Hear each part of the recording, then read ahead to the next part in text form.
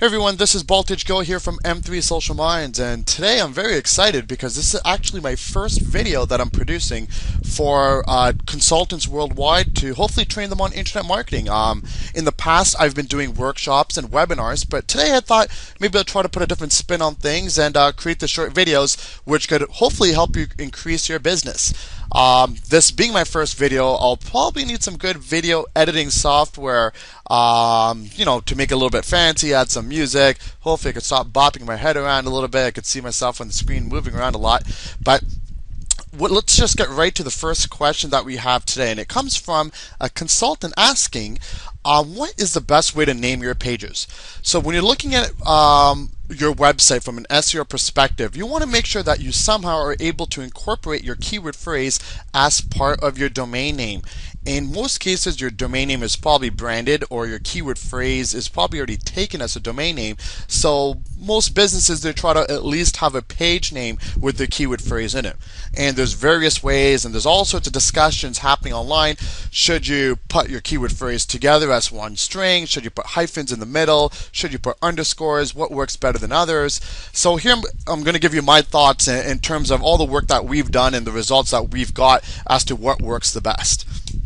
Okay, so really, my personal opinion, I mean, if I had a choice, the best way I would do it is to have your keyword phrases all together, no hyphens, none of the other stuff in the middle. It just looks cleaner, it's nicer, especially if you're doing any type of marketing, offline marketing. I mean, a TV ad and so forth, or a radio ad.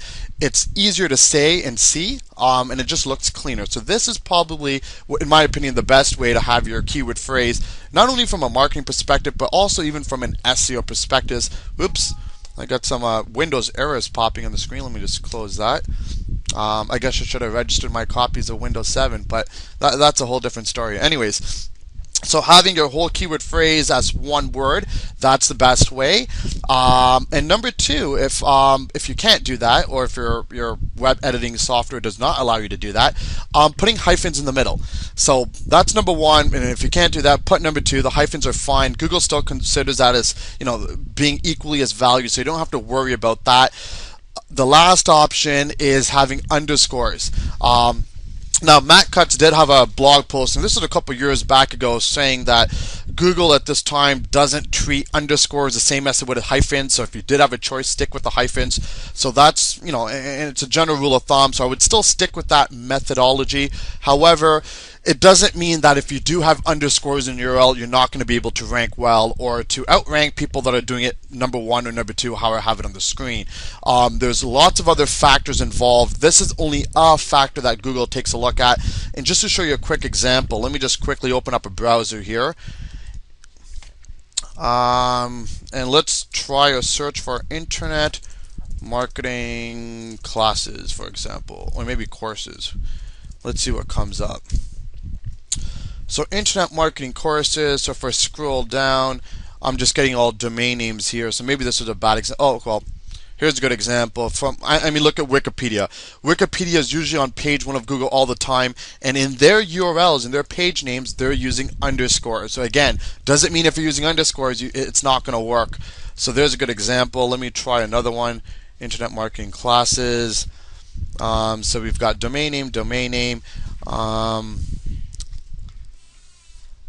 Okay, that was a bad example. Let's try Internet Marketing 101. And if this doesn't work, hopefully I've proved my point before.